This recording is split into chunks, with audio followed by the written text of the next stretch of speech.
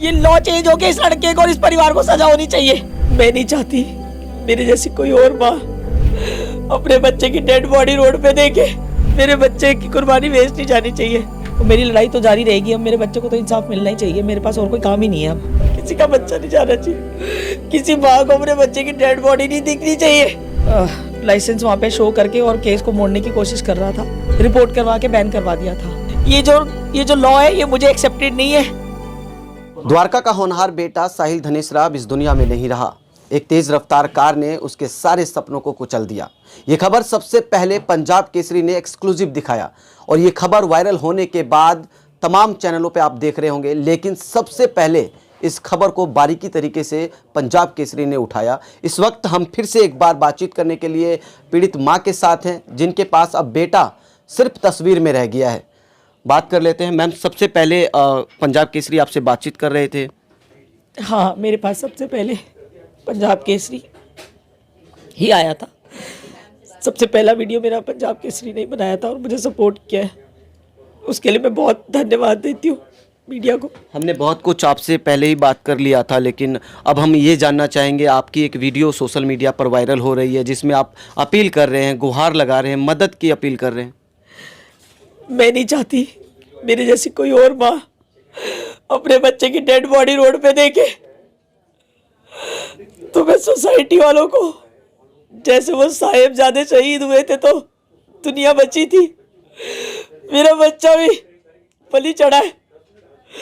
पाकियों के बच्चे नहीं जाने चाहिए।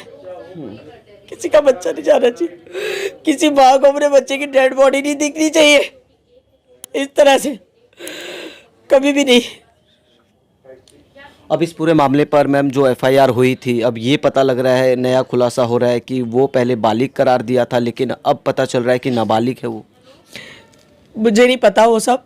अभी आज ही जो भी न्यूज़ आप लोगों ने, मीडिया आई है मेरे पास, उसी में किसी ने ये बोला है कि, किसी मीडिया वाले ने बोला है कि उसका ब्रदर था जो अपना लाइसेंस वहाँ पे शो करके और केस को मोड़ने की कोशिश कर रहा था। फर्स्ट डे जो एफआईआर हुई है उसके बेस पे ही वो 19 साल का वो उसने दिखाया है कि उसका बड़ा भाई कोई अपना लाइसेंस प्रोड्यूस करके और केस को दूसरा रुख देने की कोशिश कर रहा था। और मुझे इस चीज़ का भी डर है कि वाकई में इस केस को जो है किसी दूसरे तरीके से ना मोड़ दिया जाए। तो इस चीज़ का भी मीडिया को ही इंश्योर करना है। मैं मीडिया से ही रिक्वेस्ट करती हूँ इस चीज़ को कि इस चीज़ का बहुत ध्यान रखा जाए।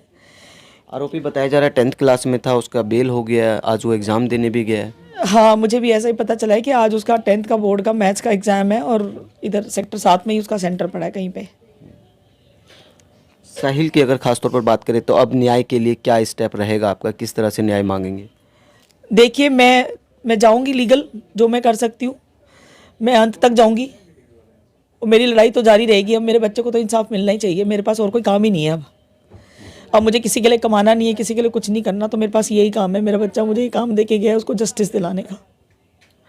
जब लास्ट टाइम पंजाब केसरी आपसे बात कर रहा था मैम, तो आपने एक रील का जिक्र नहीं किया था, जो अब नया खुलासा आ रहा है कि जो ओवर स्पीडिंग थी उसमें कोई रील बना रहा था। वो क्या था पूरा मामला? देखिए, मैं पूरा मीडिया को बता चुकी हूँ और सारा पब्लिक डोमेन में इशू भी कर चुकी हूँ। सब मैंने दे दिया है। जो भी मेरे पास एविडेंस आए हैं वो लोगों ने ही दिए हैं मुझे।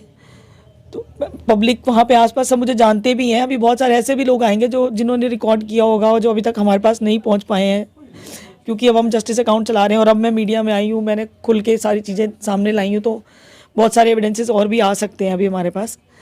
लेकिन अभी तक जो आया है वो मैंने शेयर कर दिया। वो रील वो तब मिली थी जब इंस्टाग्राम पे मेरे बेटे का अकाउंट बैन कर दिया था। तो हम उसको रिट्रीव करने की बहुत कोशिश कर रहे थे। ये बच्चे हैं, उसके दोस्त हैं, इन लोगों ने, मैंने, सबने बहुत कोशिश करी अपने सोर्सेज के थ्रू भी कि हम उस अकाउंट को किसी तरह रिट्रीव कर पाएँ।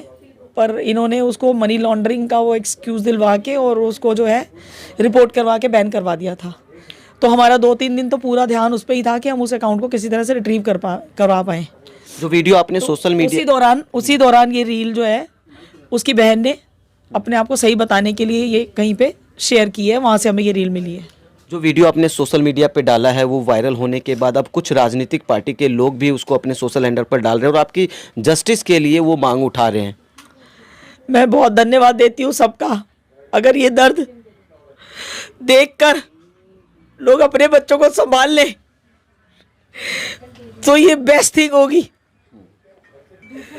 ये मिसाल बननी चाहिए, मेरे बच्चे की कुर्बानी वेस्ट नहीं जानी चाहिए, ये मिसाल बननी चाहिए। और ये ऐसे बच्चे दोबारा कभी हिम्मत ना करें अपने माँ बाप के पैसे की गर्मी दिखा के और रोडों पे निकलने की, और दूसरों के बच्चों को, दूसरे के बच्चे सेफ नहीं है इनकी हरकतों की वजह से। अब इसमें अगर राजनीतिक पार्टियां इन्वॉल्व हो रही हैं आपकी जस्टिस के लिए, वो मांग कर रही हैं, तो सरकार से क्या अपील करना चाहेंगे? सरकार से मैं यही अपील करना चाहती हूँ, ये जो लॉ है ये मुझे एक्सेप्टेड नहीं है, ये लॉ भी चेंज होना चाहिए। और इसी केस के दौरान ये लॉ चेंज होकर इस लड़के को और इस परिवार को सजा होनी चाहिए। इतने सारे एविडेंस काफ़ी हैं, 13 चालान दिल्ली के, इतने सारे चालान यूपी के, इतने एविडेंस काफ़ी हैं इनकी मेंटालिटी दिखाने के लिए। इसी केस के थ्रू लॉ चेंज होना चाहिए और इनको बिहाइंड बार भेजना चाहिए, इस पे और फर्दर डिले नहीं होना चाहिए। तो देखिए, ये साहिल धनेसरा की मां है, पीड़ित मां अब सिर्फ न्याय की गुहार लगा रही है। ये जो कमरा है ये साहिल धनेसरा का ही है, जो अब सिर्फ तस्वीर रह गई है। यहाँ पर साहिल धनेसरा के दोस्त हैं मेरे साथ, हम उनसे बात कर लेते हैं कि आखिरकार क्या कहना चाहेंगे। इनसे बात करते हैं। क्या नाम है? मानस सचदेवा नाम है। साहिल धनेसरा की क्या बातचीत होती थी? साहिल धनेसरा मेरा बेस्ट फ्रेंड था, 8-9 साल पहले हम मिले थे एक दोस्त के थ्रू, तो तब से ही मेरी बातचीत। लास्ट बातचीत हुई? हाँ, एक्सीडेंट से 2 दिन पहले वो मुझे मिला था शाम में, और वही लास्ट टाइम बात हुई थी मेरी उससे। उसके अलावा एक्सीडेंट वाले दिन मेरी कोई बात नहीं। वो अपने ड्रीम को लेकर क्या कुछ बताता था? सपना तो उसका यही था कि अपनी माँ को एक अच्छी ज़िंदगी दे पाऊँ, उसी के लिए वो दिन रात मेहनत कर रहा था। और हम भी ये चीज़ समझते थे, इसलिए कहीं ना कहीं हम भी उसको बार बार कॉल करके डिस्टर्ब नहीं करते थे। अच्छा, साहिल भी बाइक ड्राइव कर रहा था उस दौरान, कभी आपकी दोस्ती में उसके ड्राइव को लेकर कोई संशय? ड्राइविंग उसकी इतनी बढ़िया थी ना, हालांकि मैं अभी बाइक सीखा हूँ, ठीक है, लेकिन उसकी ड्राइविंग इतनी अच्छी थी ना, बढ़िया से बढ़िया कट मार सकता था वो, समझ रहे? तो देखिए, साहिल धनेसरा के दोस्त से हमारी बातचीत हो रही थी। ये सबसे पहले मैं बार बार बता रहा हूँ कि ये खबर पंजाब केसरी ने एक्सक्लूसिव तरीके से इस खबर को उजागर किया, और जिसके बाद अब ये खबर सब जगह आप देख रहे होंगे, सभी प्लेटफॉर्म पे। ये साहिल धनेसरा की देखिए तस्वीर है, ये कमरा हुआ करता था, ये ड्रीम रूम बोल सकते हैं इसको, क्योंकि साहिल धनेसरा इसी रूम में अपने सपनों को संजो कर रखता था। ये मेडल देखेंगे आप, तो ये मेडल बताया जा रहा है, उनकी माँ कह रही है कि ये मेडल एक दिन में वो लगभग 9 मेडल जीता था। अब सामने देखेंगे तस्वीर और दीवारों पे देखेंगे आप, तो अपने ड्रीम लिखा करता था कि आगे उसको क्या करना है और कहाँ तक पहुँचना है। उसके सपने बड़े थे, लेकिन इन तमाम सपनों को अब साहिल धनेसरा के तमाम सपनों को एक तेज़ रफ्तार कार ने चंद सेकंड में कुचल दिया। अब देखना होगा पीड़ित माँ को क्या न्याय मिल पाएगा। वीडियो जर्नलिस्ट मनीष के साथ उदय हिंदुस्तानी, पंजाब केसरी.com, दिल्ली।